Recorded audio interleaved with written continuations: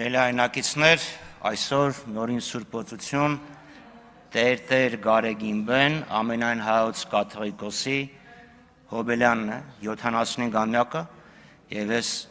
որդիական խոնարհությամբ շնորհավորում եմ վեհափառ հորը ծննդյան կապակցությամբ, մաղթում եմ երկար կյանք, կորով և եռանդ, հավատավոր ժողովրդին այս փոթորկուն ծովու նավարկելու համար, առաջնորդելու համար։ Հիմա անդրադառնամ, չէ, իմ ասածը կրոնական տեքստ չէր, ամեն պետք չի ասել դրանից հետ։ Անդրադառնամ օրակարգային հարցին։ Ֆինանսավարկային հանձնաժողովը մանավանդ երբ հարստացավ մի կոմպոնենտով, այսինքն պատմական արդարությունը վերականգնվեց եւ հարկային քաղաքականությունը եկավ այս հանձնաժողով, իրոք կարևորագույն առաքելություն ունի։ Անդրադառնանք բանկային համակարգին։ Երեք հրապարակված ուրեմն հաշվետվություններով ֆինանսական հատվածը ու բանկային եւ ապահովագրական կազմում էր հնայի 19%-ը։ Սակայն պետք է ընդունենք, որ այս հսկայական թվի տակ մենք չունենք ֆինանսական համակարգի բազմազանություն։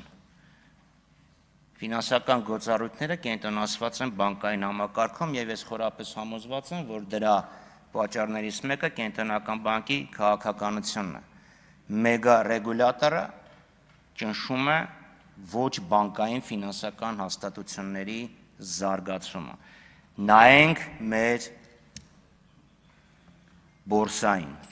ծավալները։ Ես կարծում եմ, որ ցանկացած սուպերմարկետ մի օրում ավելի մեծ շրջանառություն ունի, քան թե մեր բորսան։ Եվ զարմանում եմ եւ շատ հիասթափված եմ, որ կառավարությունը իր ծրագրում, որ ներկայացրել է, չի խոսում ընդհանրապես բաժնետիրացման մասին, ձեռնարկությունների բաժնետիրացման եւ բաժնետոմսերի շուկայի զարգացման մասին, խոսքը գնում է միայն պարտատոմսերի շուկային։ Իսկ ինչ պատկեր ունի բանկային համակարգի եւ վարկային կազմակերպությունների տրամադրված վարկերի պորտֆելը։ Դե մի քանի անգամ ասել եմ, ելի եմ ասում, եթե կենտրոնական բանկից լսում են, ձեր կայքի նոր վերսիան շատ գեղեցիկ է, փումփուլիկներ կան շատ սիրուն, բայց տվյալները գտնելը հատուկ հետախուզական հմտություններ է պահանջում։ Անտրամաբանական է, որ վարկային պորտֆելի 1/3-ը սպառողական վարկեր են, ընդ որում փոքր սպառողական վարկերը ամենամեծ մասն ունեն եւ չգործող վարկերի սպառողական անուսալի էլի փոքր վարկեր են, դա ամենապարզ ինդիկատորն է, որ կամ ժողովրդի ձեռքին ուղղակի փող չկա, մարդիկ այսօրվա հացի փող չունեն եւ վարկով են այսօրվա հացը առնում, նայեք մինչեւ 250,000 դրամ մայր գումարով չգործող վարկերն ինչ ծավալ են, կամ ուղղակիորեն դա կապված է գումարբազության հետ, իսկ ավելի կոնկրետ երկուսը միասին իրար հետ են։ Այսինքն մյուս 1/3-ը դա հիպոթեկն է, քանի որ հիպոթեկային վարկերը հիմնականում այսինքն մարդիկ մեծամասնությունը վարկառուները 95%, եթե չեմ սխալվում, մի բնակարան է գնել, այսինքն դա էլի եկամտաստեղծ գործունեության համար չի, փաստորեն էլի ֆինանսավորում է սպառումը։ Ֆինանսական համակարգը պետք է էապես վերափոխվի, որպեսզի ֆինանսական համակարգը ֆինանսավորի արտադրությունը, արդյունաբերությունը, առաջարկի ստեղծումը։ Երբ բանկերի հետ ես խոսում, երբ կենսաթոշակային ֆոնդերի հետ ես խոսում, ասում են դե չկան այդ ձեռնարկությունները, որտեղ փողը դնենք։ Եվ ստեղ ես իրոք իրանց հետ համաձայն եմ։ Վերջերս երբ բացվեց տվյալների մշակման կենտրոնը, կենսաթոշակային ֆոնդերը ֆինանսավորեցին դա։ Դրանից մինչև այդ ամեն մեկը երկու ֆոնդ ունենք, ամեն մեկը մեկական ընկերության մեջ են ներդրում կատարել։ Սա նշանակում է, որ շատ լուրջ պետք է անդրադառնանք նաև կենսաթոշակային ֆոնդերի գործունեությանը։ Իդեպ շատ հետաքրքիր է, երբ այս տվյալների մշակման կենտրոնի մասին խոսք էր գնում, ասում են խոշոր ներդրումներ, միջազգային արտասահմանյան ներդրումներ, բայց որ նայում ես, մի մասը սինդիկատացված վարկ է, մյուս մասը կենսաթոշակային ներդրումներն են։ Քանի կոպեկ է մտել արտասահմանից այս խոշոր ծրագրի տակ, կամ ինչ է լինելու իր ազդեցությունը տնտեսության վրա։ Լավ բան է, բայց այդ լավ բանը ինչքանով է նպաստելու Հայաստանի տնտեսությանը։ Շատ հետաքրքիր էր, որ ներդրումից մի քանի օր առաջ, ներողություն եմ ասում, այդ գործարանի բացելուց մի քանի օր առաջ Reuters-ը մետաքրքիր ուսումնասիրություն էր արել, որ ամերիկյան համայնքների 14%-ն է ընդհանրապես համաձայն, որ տվյալների մշակման կենտրոններ իրանց մոտ գործեն։ Եվ մյուս հետաքրքիրն այն է, որ Nvidia-ի բաժնետոմսերի գինը ընկան Երևանում այդ տվյալների կենտրոնի բացման հաջորդ օրը, չեմ ասում մեկը մյուսով կապված է, բայց ուղղակի փաստ է, հետաքրքիր է։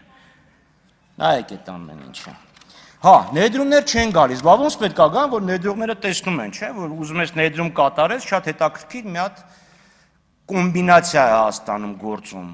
Հա, օրինակ տենց է մենք հոդաբաշխ պատասխան չստացանք, թե ինչի քրոնիմետրը Հայաստանից դուրս եկավ գեոպրոմայնինգը, եւ հետո ինչի գեոպրոմայնինգը հանկարծ իր բաժնետոմսերի մի էական հատված նվիրեց կառավարությանը։ Ինչի։ Եվ կառավարությանը աշխատակազմին է, ոչ թե պետգույքի կառավարման վարչության։ Այդ ինչի հանկարծ վիվասելի գործարքը տեղի չէր ունենում։ Տեղի ունեցավ, մեկ էլ ճտ վիվասելը մի գեղեցիկ փաթեթով էլի նվեր։ Լիդիանը քանի տարի գործարք չէր, քանի տարի լիցենզիան չէր հաստատվում, մեկ էլ մի գեղեցիկ փաթեթ տալուց հետո հաստատվեց։ Ֆինանսական համակարգում դա կոչվում է ռեյդերություն։ Մյուս խնդիրը, որին կուզենայի անդրադառնալ, արտաքին պարտքը։ Այստեղ ասում են, հա, արտաքին պարտքը կա, բա ինչա, մենք սպասարկում ենք, պարտքն հարաբերությունները մի պա բարձրացավ, հիմա էլի ընկնելու վրա է։ Նախ հիշեցնեմ, որ անցյալ տարի փոխեցիք օրենքը եւ առնվազն 2-2.5%-ային կետով պարտքն հարաբերությունը դրա արդյունքում բարելավվեց։ Բայց խնդիրը միայն այն չէ, թե պարտքին չեք վերցնում։ Ամերիկայի պարտքի շեմը 3 առաջ օրը 40 տրիլիոնը հատեց։ Խոսքը վերաբերում է այդ պարտքը ինչի վրա է օգտագործում։ Կառավարությունը նախավերջին նիստի ժամանակ հերթական 350 միլիոնանոց 2 վարկային համաձայնագիր հաստատեց։ Նու 350 եմ ասում, որտեղ մեկը եվրով էր, մյուսը դոլարով էր, որ բերում ես մի արժույթին, այդքան է։ Բյուջետային աջակցության վարկ։ Կամ բյուջեն այն վիճակում է գտնում, որ ինքը չի կարողանում օրվա ծախսերը փակել։ Մենք դրան ենք քննադատում։ Բյուջետային աջակցության վարկ, այլ ոչ թե կոնկրետ, չափելի, հստակ արդյունք ունեցող հետագծելիություն ապահովող վարկեր, որոնք օրինակ գնում են տնտեսական պոտենցիալի աճին, մեծացմանը։ Մեր ֆրակցիան կողմ է քվեարկել օրինակ հյուսիս-հարավի շրջանակներում թունելի կառուցման համար վերցված վարկին։ Ինչքանով են այդ վարկերը արդյունավետ օգտագործում եւ վերջապես, եթե մենք զտենք վարկը, առանց այդ վարկի մեր տնտեսական աճը ինչքան կլիներ։ Հպարտանում ասում եք, այ մեր տնտեսական աճը մեծ է, տնտեսական ակտիվության ցուցանիշը մեծ է, եթե հանենք վարկերը ինչքան կլիներ։ Այս տարի վարկերի սպասարկման եւ մարգումարի մասնակի մարման գումարը 1 տրիլիոն է կազմելու։ Պետական բյուջեով նախատեսված է, որ մեր եկամուտները 3 տրիլիոն են կազմելու։ Այսինքն ստացած ամեն մի 3 դրամից մեկը տալու ենք պարտատերերին։ Մյուս խնդիրը հարկերն են։ Հայաստանի հարկային համակարգը պետք է վերանայվի։ Միկրոձեռնարկությունները, փոքր եւ միջին ձեռնարկությունները պետք է ավելի արտոնյալ հարկային ռեժիմով հարկվեն։ Ձեր իշխանության, ձեր կուսակցության ղեկավարը, ձեր նշանակած կառավարության ղեկավարն ասում էր հարկային համակարգը նենց արված, որ փոքր ձեռնարկությունները չաճեն։ Նախ ով ասես, որ բոլոր փոքր ձեռնարկություններն ուզում են աճեն։ Լրիվ այլ խնդիրներ կան։ Եթե ասում են մեծ ձեռնարկությունները իրանց քողարկում են, փոքր ձեռնարկությունների են բաժանում իրանց, մասնատում են, հարկային պլանավորում գնում, հանցագործությունը հանցագործներին բռնեք եւ դատեք։ Ոչ թե բարեխիղճ փոքր ձեռնարկություններին պատժեք։ Այս 15 վայրկյանում փորձեմ մի հարցին անդրադառնամ, լավ։ Նենց զարմացած եք ասում, բանայք, որ ստետ մարդիկ այլ կուսակցություններով են եկել, այս կողմ, են կողմ, մեկը հանրապետական ա եղել, մեկը Բարգավաճ եւ այլն։ Հետ եմ նայում, պարոն Կոնջորյան, երկու կուսակցություն։ Ժամանակն ավարտվել է, պարոն Խաչատրյան։ Ես 15 վայր։ Այ հենց այդ պահին էլ պետք է ավարտվել։ Ուրեմն ԿՊ-ի մի տեղակալը նախագահի, նախկին հանրապետական է, մյուսը նախկին ԲՀԿ-ական է։ Թող վարչապետերից մեկը լավ, ձեր ժամանակը ավարտված էր, թողեցի շարունակեք, բայց ոչ նրա համար, որ գոնե սուտ ասեք։ Ես կյանքումս բացի քաղաքացիական պայմանագիր կուսակցությունից, այլ կուսակցության անդամ։ Երիտասարդական միություն, այդ կարող է Սարդական պայմանագրի հետ էր Պարոն աֆիլիացված։ Խաչատրյան, նստեք խնդրում, ձեր ժամանակն ավարտվել է։ Արման Եղոյան, բայց